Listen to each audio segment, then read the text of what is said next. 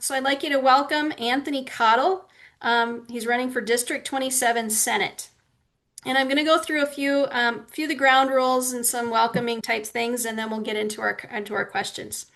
The South Dakota Property Rights and Local Control Alliance, SDPRLCA, thanks you for participating in our 2026 primary legislative candidate video survey.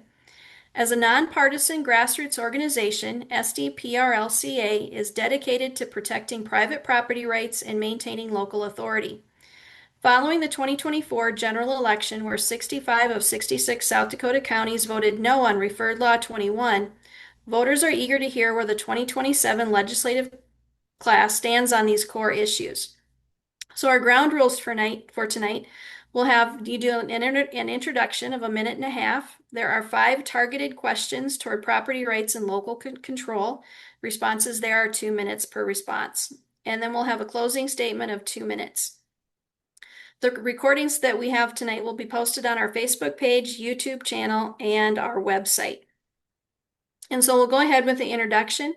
I'd like you to introduce yourself to the voters, and please tell us about your background, your connection to your district, and what specific conviction or event led you to step forward and run for the South Dakota legislature in 2026. Okay, well, thank you for the invite. I appreciate it very much. First, I want to say when I introduce myself, I'm first and foremost a beloved child of God, and that all of my decisions are guided by my own faith. So that is kind of like the crux of who I am as a person. Um, I am the son of sharecroppers. My parents, they farmed north of Yankton along Highway 81 for 41 years. So I know what it's like to work hard and grow up on a farm in rural South Dakota. So my values and my are governed by based on what was passed down from my parents. After high school, I graduated with a degree in civil engineering from the South Dakota School of Mines and Technology. After 4 years, I graduated and then was commissioned officer with the United States Public Health Service for 21 years, where I was stationed across Indian reservations in the western half of the United States. So I'm very familiar with easements and obtaining rights of way as a civil engineer and having to manage projects. And then, of course, I retired from that back in 2004, and I've done a lot of odds and ends jobs here in Martin, South Dakota. Everything from harvesting as a ranch hand to embroidery on a quilt shop to engineering consulting and to doing research for a university professor. What got me into the race was 2 years ago. Um, Basically, I've been how would you say, an armchair quarterback, complaining about the direction that our country and state's going. And so I finally decided, you know what, Anthony, you got to do more than just talk. You have to walk the talk. And so I decided to run for state senate, District 27, 2 years ago. And I lost by 289 votes. And so I'm committed to flipping this seat here. This will make history in the state of South Dakota. This district has never gone red. In District 27, I'm determined to do that. So what got me into the race was a sewer back up in my house. So I'm personally affected by people who are impacting my property. The sewer backed up into my house, causing $50,000 in damage. And that was the catalyst that actually started me looking at this path seriously. All right. Well, let's move right into our questions. And the first one is district specific. What do you identify as the primary property rights issue in your district, and what is your single most serious concern regarding it? That is resource depletion, loss of local control, or unintended consequences. Yeah, the unintended consequences is what's impacting our district. Now, what do I mean by that? I just went to our La Creek Electric Cooperative annual meeting this past April. And what I found out is that our electric purchasing for electricity in our co-op just this past year alone was 8.5% from 2024 to 2025. That's greater than the inflation index during that time, which was somewhere between 2.7 to 2.9%. My point is this: is that if that rate continues for the next 4 years, we're looking at somewhere between 35 to 40% that's going to cost our co-op to purchase power from uh, from Basin Electric. Now, keep in mind, one of the things that they shared with us at this meeting is the fact that there are unintended consequences that are impacting the electrical rates. It's like a sleeping giant. People don't really see it. It's not really transparent, but it's being billed into their bills. And as a result, the Basin Electric, as well as all these other energy producers, are requiring these co-ops, such as Southwest Power Pool, to increase the reserve margins in the capital and the operating costs of our co-ops. Now, keep in mind, your municipalities as well as your co-ops, they are the one who set the rates for electricity that you and I pay, not the PUC. And so they are the ones who are going to be affecting our electric rates. And a lot of that has to do with the energy demand in our state. And you got to understand that what's happening is this: these data centers that are being built, not necessarily in South Dakota, but outside of our state, are actually going to be impacting our electrical rates in the state of South Dakota.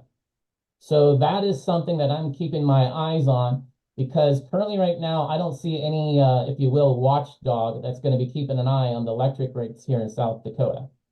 Okay, well, that takes us to number two, your action plan. What specific legislative action or policy change would you champion to address this issue? Well, the thing that I'm going to be hoping to amend, or if you will, kind of add to it, we need to have teeth in the Data Center Bill of Rights, Senate Bill 135 that just got passed in the legislative session this past year. Currently, the bill does not really address any oversight in the electrical rates whatsoever. The PUC is not going to set the rates for us, and there's going to be a sticker shock to the consumers. So it's my anticipation that if elected, God willing, to the state Senate, that I introduce legislation that will cap, if you will, those electric rates, such as kind of like at the counties. I think the counties are only allowed what, 3 to 3.5% uh, increase in their budgets each year. I'd like to see something similar to that. If not, we need to have some teeth that will actually be monitoring the situation in the state of South Dakota as a result of these high demand high demand users, if you will. And if not, the other legislation I'd like to introduce is possibly having it broken out where the high demand users have to pay a higher rate versus, say, the average consumer. All right. Um, Number three, this is regards core components.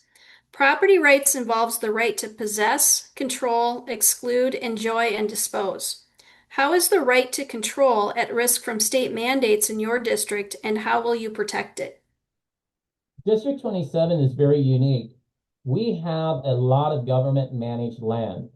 Roughly about 70 to 75% of the land in District 27 is owned or managed by the federal government, which leaves only about 20 to 25%, maybe at the most, in private.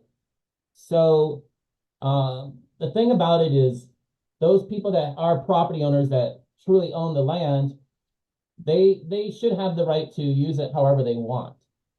But here's the catch. Landowners are tasked to be good stewards of God's creation. And as a result, the question needs to be asked, where does my rights end as a landowner and where does your rights begin as the next adjacent landowner? See what I'm saying? If I, for instance, drill a water well on my property, how is that going to influence the cone of the sphere of influence on your property if you already have a well, for instance? So I am a firm believer that, for instance, if you want to paint your house purple, have at it.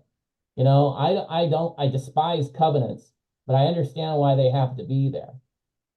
Because we all have to be good neighbors and we all have to learn to live with one another at the end of the day. So but that's kind of where I stand, if you will, on the rights of control, if you will. All right. Our fourth question regards eminent domain. Under what specific circumstances, if any, do you believe eminent domain should be used for projects owned by private corporations? Never, period. Um, I can speak from my own experience.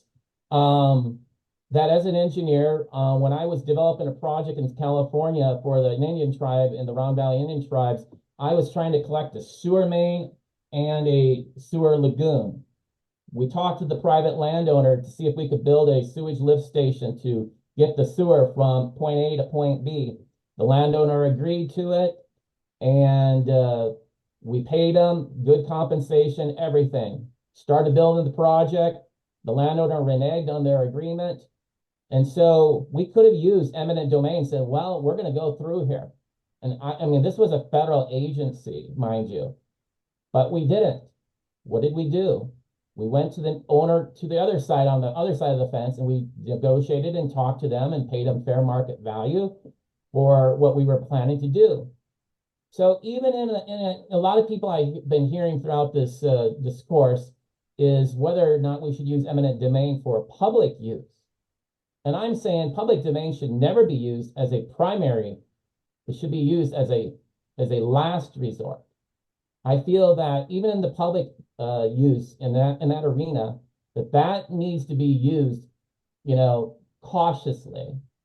At the end of the day, it is the person's right to own that property. And even when it's a common use, it should be paid or compensated at fair market value. And what I mean by fair market value, it's not just what the value of the land is today. No, when I'm talking about what is the value of the land that's being taken out of productivity and how much of that value needs to be added into the compensation costs alone. Because let's face it, you might give up land for 20, 30, or for perpetuity. What is the value associated with that of that land that is being lost out of production? That needs to be built into the equation when it comes to compensation. All right. Our fourth question. Our fourth question, local control. Describe a scenario in which local control is not enough protection. Well, like for instance, here in District 27, the Tribal Energy Access Corridor is coming. I just went on their website the other day, and the environmental assessment is being reviewed, I believe, this year in 2026. They've had public comment already. It's going to be transmission lines that are going to come across from North Dakota down through South Dakota and into Nebraska. It's definitely going to bisect right through Jackson County, and it's going to come right through Bennett County here in western South Dakota. Those private landowners that are going to be impacted by it are going to need probably the state to have some teeth, if you will, to protect those landowners who say no, thank you. And there again is where the eminent domain could possibly be used on a federal project. If the owner says no, thank you, the government should, in my view, say, okay, fine, we'll reroute and move around. Now, I understand that's a big hill to climb, but we need all the protections that we can. Local control alone will not protect that landowner. And I can assure you, in my district, with over 75% of the land mass being federally managed or owned by the federal government, they're going to cross a lot of their land. And out here on the reservation, there's a lot of checkerboard, which basically means there's fee and there's trust land, like a checkerboard. And so you might cross federal managed land and then you come across private land. So that is going to be an issue that I'm going to be keeping my eyes on, is to see how the state is going to be assisting these people when this corridor is developed. All right, we are finished with our questions. It's time for closing. As we head toward the June 2nd primary, it's vital that voters know how to reach their potential representatives. For our final 2 minutes, please let the folks in District 27 know how they can contact you directly, where they can pick up a sign to show their support, or how they can join your team as a volunteer, and how to give donations. Yeah, I can be found at anthonykathol.com. For those of you who are interested in my campaign, I highly encourage you to go to my campaign website. I have been blogging now for 2 years since the last campaign. So if you want to know anything about who I am, how I think, where I come from, etc., by all means, go to my campaign website, check out my blog. On there, I have a donation tab. You can donate there or you can send me a check. All the detailed information is there. I also have an active Facebook page at Kathol for District 27. You can also email me at Kathol4, the number 4, D as in dog, 27 at goldenwest.net. What I really want, to be honest with you, is people to talk about my campaign. This is going to be a hard seat to flip, and the state GOP has pretty much written off my campaign, so I'm pretty much out here on my own. But I will be a staunch supporter for property rights and local control in the state legislature. I just need the support when it comes to getting the voters to go out and vote.